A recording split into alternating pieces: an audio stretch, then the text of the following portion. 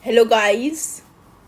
The topic that I'm going to take is editorial from the Indian Express, written by C. Rangarajan sir and J.K. Satya sir.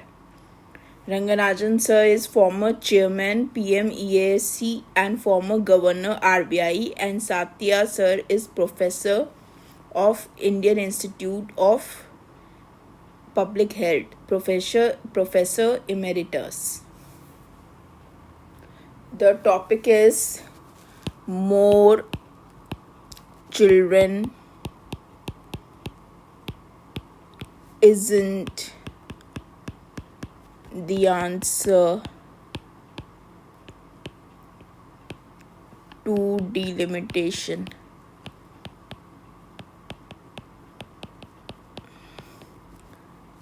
Tax challenges.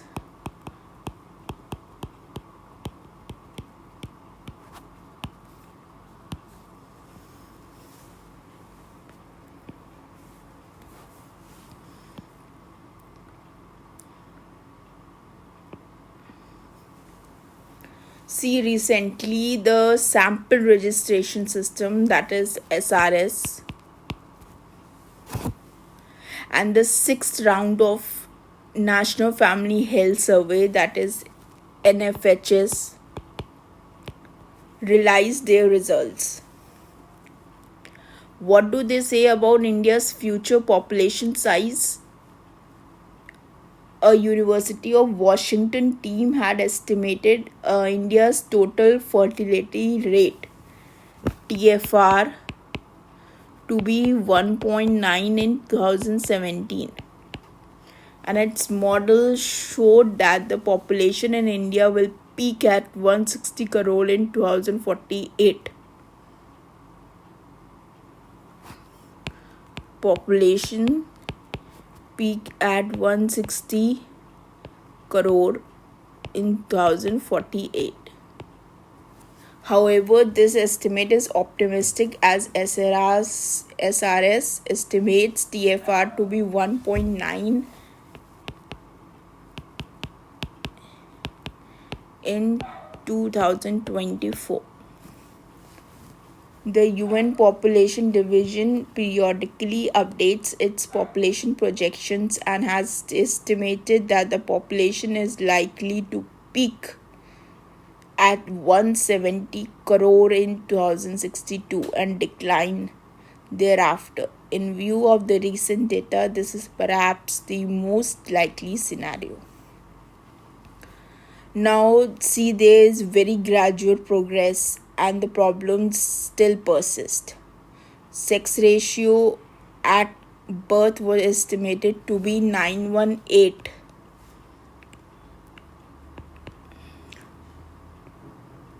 in year 2022 to 24. Girl deficit as the normal ratio is 955. It was 907 in 2018 to 20. At this pace of increase, it will take 13 years to reach the normal rate, and the girl deficit will continue for even longer. So, girl deficit continues. The most significant problem is demographic divergence amongst states. Demographic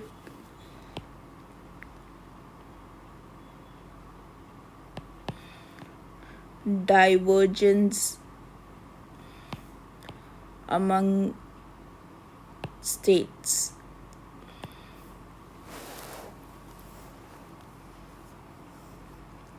See, the two highest fertility states are Bihar and UP. Bihar TFR is 2.9 and UP TFR is 2.6.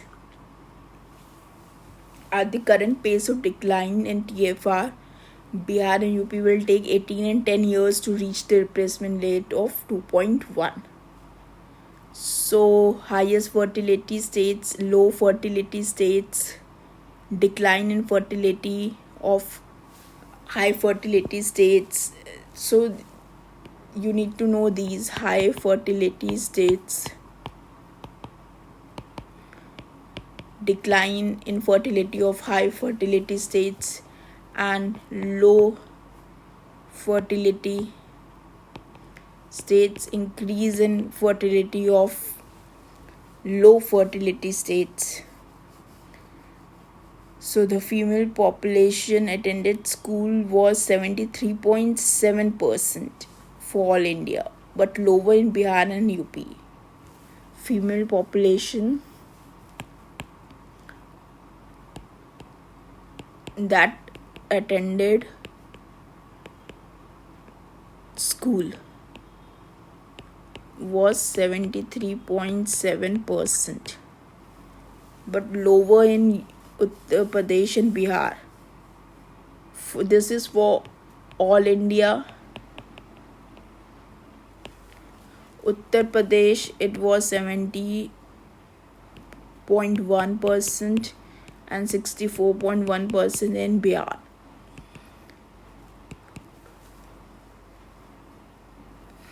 See, use of contraception in married women was 69.1% all India.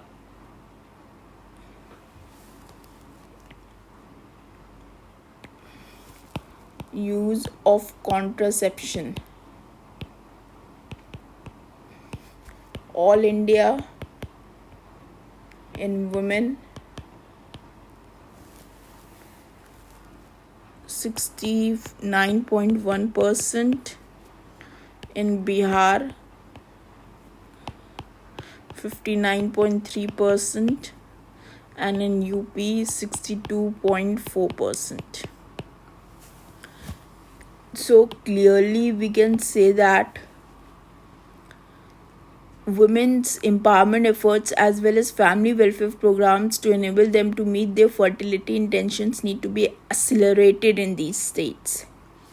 Women's empowerment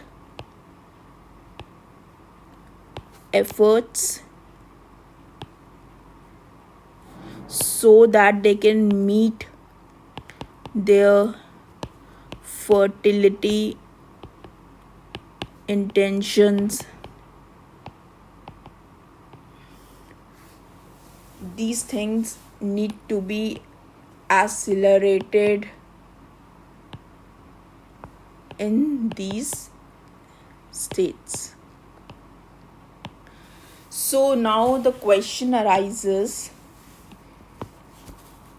what can be done to increase fertility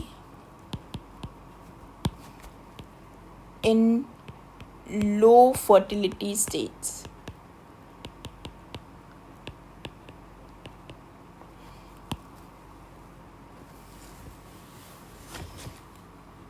See, recently Andhra Pradesh announced a new population management policy to address declining fertility.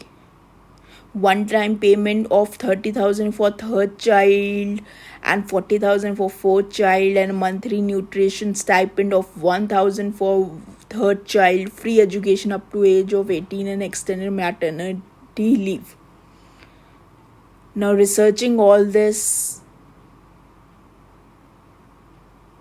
one-off measures are most unlikely to work. So is it necessary for any state to increase its fertility rate? This was in Andhra Pradesh policies I have just now told you. Now what to decrease in fertility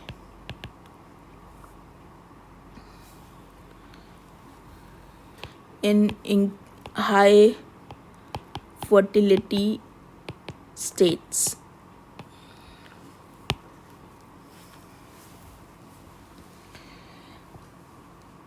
This thing you need to ponder upon, that is it necessary to increase fertility?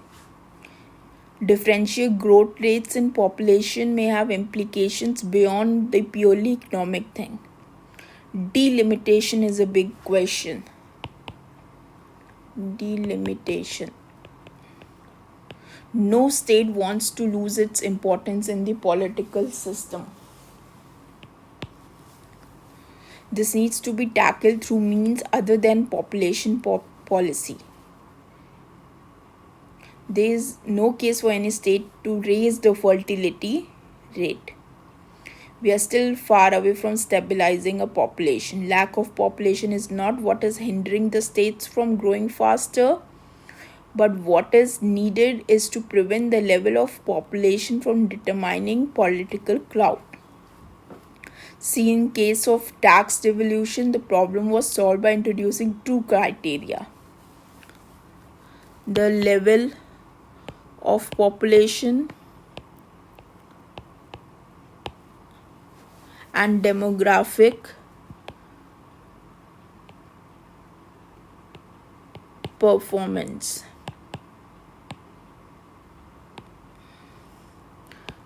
In determining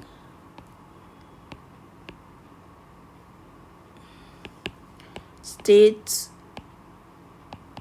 shares. See, India needs to pay more attention to population